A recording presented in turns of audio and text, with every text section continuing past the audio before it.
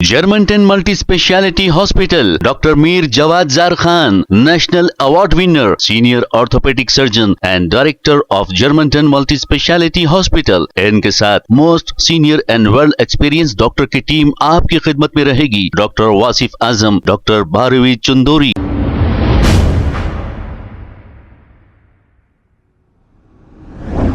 अस्सलाम वालेकुम नाजरीन, 7H न्यूज़ में आपका इस्तकबाल है। एसओटी टीम और अत्तापुर पुलिस ने मिलकर मीर आलम तालाब के अतराफ के सुमसान इलाकों में जाकर जुआ खेलने वाले 8 अफराद को गिरफ्तार कर लिया। आइए देखते हैं ये रिपोर्ट।